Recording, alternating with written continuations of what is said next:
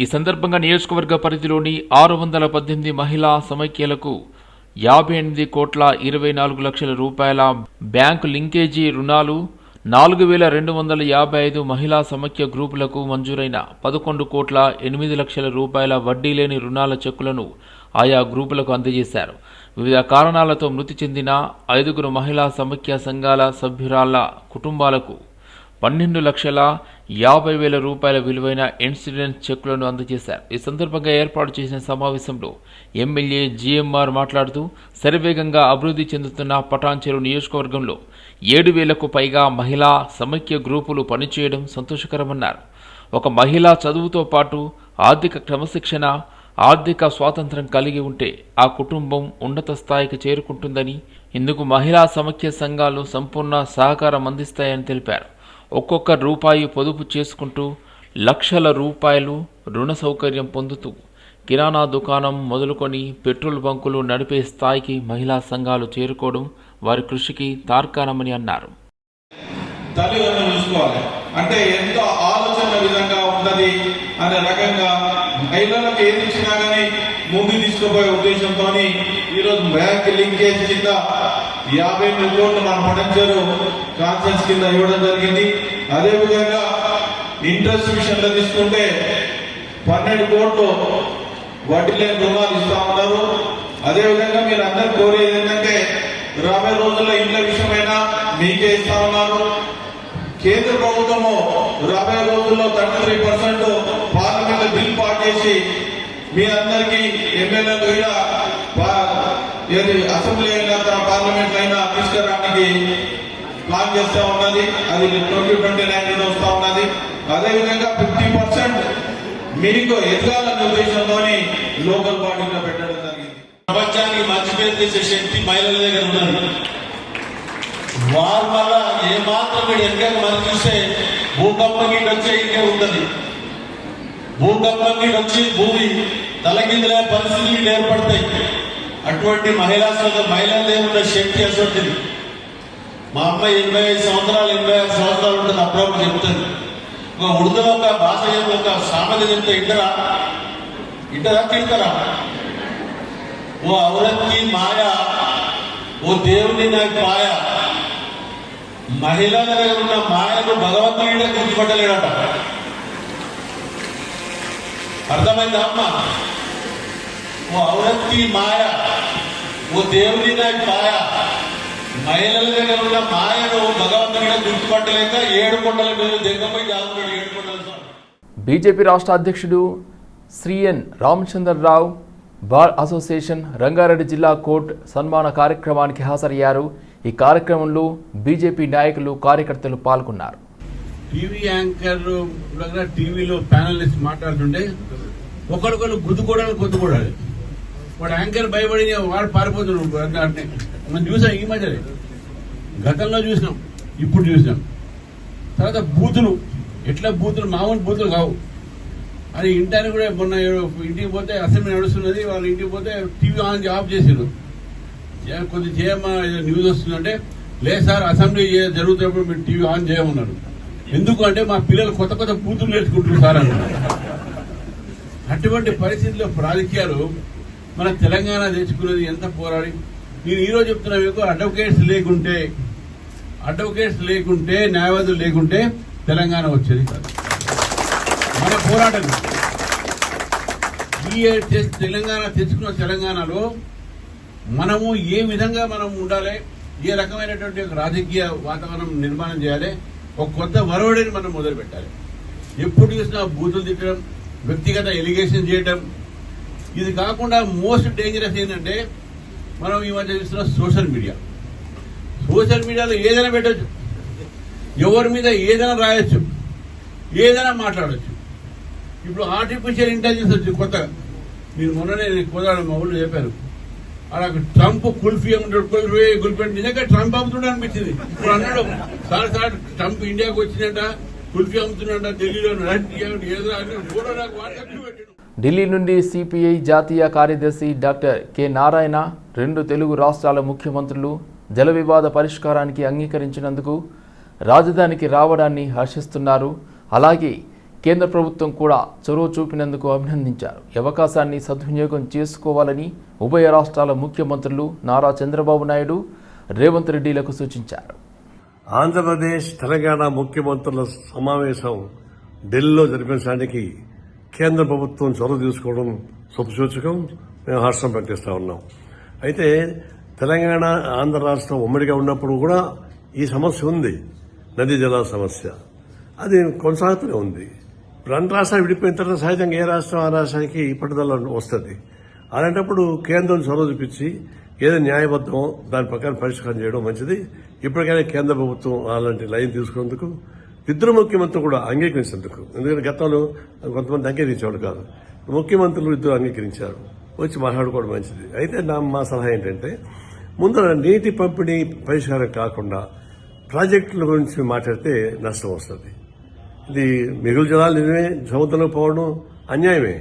మరి మిగులు జలాలు ఎంత పోతా ఉన్నాయో లెక్కేసుకొని దానిలో ఎంత భాగం వాళ్ళు వాడుకోవాలో, ఎంత భాగం ఈ రాష్ట్రం వాడుకోవాలో అది పరిష్కారం చేయడం మంచిది. అది నీటి వాటా పరిష్కారం కాకుండా మళ్ళీ ప్రాజెక్టు మేము కట్టుకుంటాం, మళ్ళీ అనుమతి తెచ్చుకుంటామంటే మళ్ళీ ఇదే వివాదం మొదలవుతుంది. మొదట జల వివాదాన్ని పరిష్కారం చేసుకోవాలి. ఎవరు ఎన్ని మిగిలిన జలాలు వాడుకోవాలో ఒక అవగాహన రావాలి. ఆ తర్వాత ప్రాజెక్టు కట్టుకోవడం మంచిది. రప్పారప్ప నరుకుతామంటూ వైకాపా కార్యకర్తలు వ్యాఖ్యలు చేయడం, పోస్టర్లు ప్రదర్శించడాన్ని ఆ పార్టీ అధినేత జగన్ మరోసారి సమర్థించుకున్నారు. సినిమాలోని డైలాగునే మా వాళ్ళు పోస్టర్లుగా ప్రదర్శించారు, ఇదేమైనా తప్ప అంటూ వెనుకేసుకొచ్చారు. ఆ డైలాగులు నచ్చకపోతే సినిమాలోనూ తీసియండి, సెన్సార్ బోర్డు ద్వారా ఎందుకు అనుమతించారని ఎదురుదాడికి దిగారు. బాలకృష్ణ సినిమాల్లో డైలాగులు ఇంతకంటే దారుణంగా ఉంటాయని వ్యాఖ్యానించారు. సినిమా డైలాగ్ పోస్టర్ ప్రదర్శించినందుకు 131 మందికి నోటీసులు ఇచ్చి 2 రిమాండ్కు పంపారని పేర్కొన్నారు. తన పర్యటనకు ప్రభుత్వం అనుమతించకపోగా వైకాపా నేతలపై తప్పుడు కేసులు పెడుతున్నారని తాడేపల్లిలో ఏర్పాటు చేసిన మీడియా సమావేశంలో జగన్ ఆరోపించారు. సినిమా డైలాగుల్ని పోస్టర్లుగా పెట్టినందుకు 2 రిమాండ్కు పంపారు. అడుగుతా ఉన్నా, నీకు అంత కష్టంగా ఉంటే సెన్సార్ బోర్డులో దానికి ఎందుకు పర్మిషన్ ఇవ్వాలా? డైలాగులు తీసేయండి. ఇంకా బాలకృష్ణ సినిమాలు, ఆ పవన్ కళ్యాణ్ సినిమాలు చూస్తే ఇంకా పెద్ద పెద్ద డైలాగులు కనిపిస్తాయి. నాకు ఇప్పుడు ఇక్కడికి వచ్చి ఈ ప్రెస్ మీట్కి ముందు శ్రీహరి నాకు చూపించినట్టు కొన్ని డైలాగులు, ఆ సినిమా డైలాగులు, వాళ్ళ సినిమా డైలాగులు చూస్తే ఇంకా దారుణమైన డైలాగులు. నీకు డైలాగులు నచ్చకపోతే సెన్సార్లు తీసేయండి. సెన్సార్ బోర్డు ఎందుకు పర్మిషన్? సెన్సార్ బోర్డు ఉండేది ఎందుకు? అంతేగాని ఆ సినిమా డైలాగులు, సినిమా వచ్చిన తర్వాత, రిలీజ్ అయిన తర్వాత ఆ సినిమా డైలాగులు, ఆ సినిమాలో మంచి పాటలు ఉంటే ఆ మంచి పాటలు అవన్నీ న్యాచురల్గా ప్రసిద్ధి చెందుతాయి. ఆ సినిమాలో మంచి పాట ఏదైనా ఉంటే ఆ మంచి పాట పాడినా తప్పే అంటావు. ఆ సినిమాలో ఏదైనా మంచి డైలాగులు ఏదైనా వీళ్ళకి నచ్చితే ఆ నచ్చిన డైలాగులు వీళ్ళు పోస్టర్లుగా పెట్టినా తప్పే, వీళ్ళు మాట్లాడినా తప్పే, వాళ్ళు చేసిన యాక్షన్లు వీళ్ళు చేసినా తప్పే, వాళ్ళు ఇలా అన్నా తప్పే, వాళ్ళు ఇలా అన్నా తప్పే. ఎందుకు మరి సినిమాలు ఎందుకు తీస్తున్నారు స్వామి? మీరు ఆపేసేయండి, మూసేయండి. ప్రజాస్వామ్యంలో ఉన్నామా లేదా అన్నది నిజంగా ఆలోచన చేసుకోవాలి మనం అంతా. ఇలాగొచ్చే నష్టపోయింది. ఆడే సినిమా డైలాగులు రాసుకున్నాడు, పాట పాడితే పాడినాడు, డైలాగులు కొడితే కొట్టినాడు. ఇలాగొచ్చే నష్టమైంది అంటాను నేను. గుమ్మడికాయలు దొంగంటే భుజాలు తడుముకున్నట్టుగా ప్రతిదీ కూడా వాళ్ళు ఏమన్నా కానీ నిన్నే అన్నట్టుగా నువ్వెందుకు బాధపడతా ఉండవు? 131 మందికి నోటీసులు ఇచ్చినారు. 131 మందికి నోటీసులు ఇచ్చినారు. ఛార్జ్ షీట్లు గమనిస్తే అండ్ అదర్స్ అని చెప్పి ఖాళీగా వదిలిపెడతారు. అంటే వాళ్ళకి నచ్చినోని ఇన్స్టాల్మెంట్ బేసిస్ కింద ఎప్పుడు కావాలంటే అప్పుడు ఇరికిచ్చేదానికోసం. స్థానిక ఎలక్షన్లు కానీ ఇంకొక ఎలక్షన్లు కానీ వచ్చినప్పుడు వీళ్ళ అదర్స్లు అందరినీ కూడా జాయిన్ చేయించేసేస్తారు. చేయించి వీళ్ళందరినీ ఎలక్షన్ల ముందు ఎత్తడం. ఎందుకు ఇంత కుట్రలు చేస్తూ ఉండరు? ప్రజాస్వామ్యంలో మంచి చేసి ప్రజల మనసులను గెలుచుకొని పాలన చేయాలి, అది సత్తా.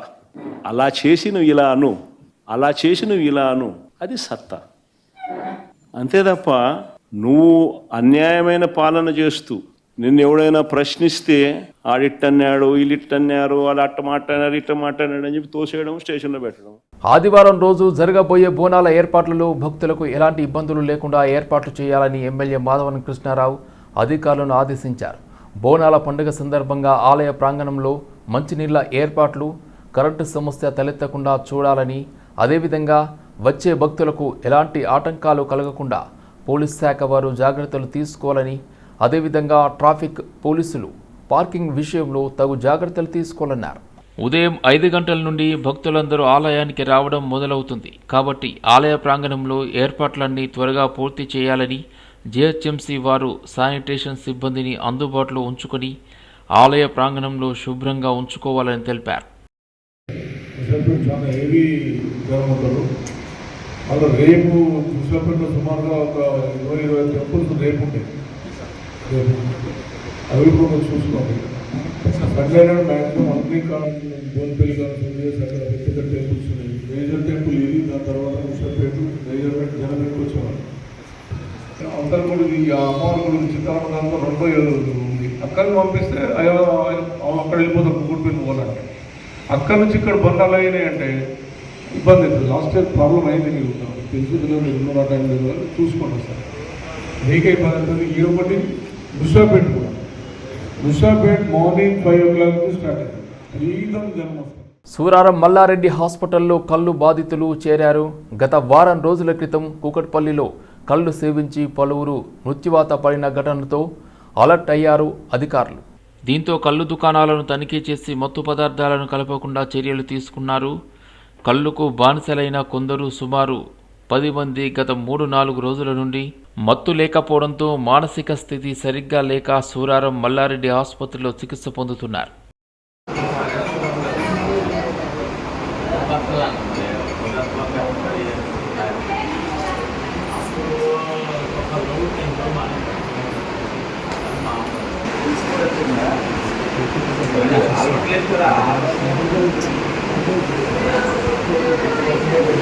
బీసీ రిజర్వేషన్ల పరిరక్షణకై రాష్ట్ర ప్రభుత్వం సుప్రీంకోర్టు, హైకోర్టులలో కేవియట్ పిటిషన్ దాఖలు చేయాలని రాజ్యసభ సభ్యుడు ఆర్ కృష్ణయ్య అన్నారు. దీనివల్ల రిజర్వేషన్లపై ఎవరైనా న్యాయస్థానంలో పిటిషన్ వేసినా చెల్లవని తెలిపారు. రిజర్వేషన్లపై ఆర్డినెన్స్ జారీ చేసిన తర్వాత ఏదైనా న్యాయపరమైన సమస్యలు ఎదురైతే దానిని సమర్థవంతంగా ఎదుర్కోవడానికి హైకోర్టు బీసీ న్యాయవాదులతో ఆర్ కృష్ణయ్య సమావేశమయ్యారు. హైదరాబాద్ కాచిగూడలో బీసీ సంక్షేమ సంఘం జాతీయ ఉపాధ్యక్షుడు గుజ్జ సత్యం అధ్యక్షతన జరిగిన సమావేశంలో ఆర్ కృష్ణయ్య మాట్లాడుతూ 42% బీసీ రిజర్వేషన్లపై జీవో జారీ చేసిన తర్వాతే స్థానిక సంస్థల ఎన్నికలు నిర్వహించాలని అన్నారు. రాజ్యాంగంలోని 9వ షెడ్యూల్లో రిజర్వేషన్లు చేర్చేలా రాష్ట్ర ప్రభుత్వం చర్యలు చేపట్టాలన్నారు. దేశంలో నిశ్శబ్ద ఉద్యమంలాగా బీసీ ఉద్యమం సాగుతుందని, కేంద్ర ప్రభుత్వం కూడా జనగణనలో కులగణన చేపట్టడం చారిత్రాత్మక నిర్ణయమని ఆర్ కృష్ణయ్య స్పష్టం చేశారు. ఆ రాజకీయ పార్టీల భర్తమని ఐడెంటిఫై అయ్యి చేసి ఎవరేసినా దాని వెనుక ఏ రాజకీయ పార్టీ ఉంది, ఎవరి ప్రేరణ ఉన్నది, ఎవరి ప్రభావం ఉన్నదో గుర్తించి భర్తమని రాజకీయ పార్టీలను మనం హెచ్చరించవలసిన అవసరం బీసీ సంఘాల మీద, బీసీ నాయకుల మీద ఉన్నది. ఇప్పుడు చాలా మన దాంట్లో కూడా భిన్న అభిప్రాయాలు ఉన్నాయి. ఆ భిన్నాభిప్రాయాలు కూడా కరెక్టే.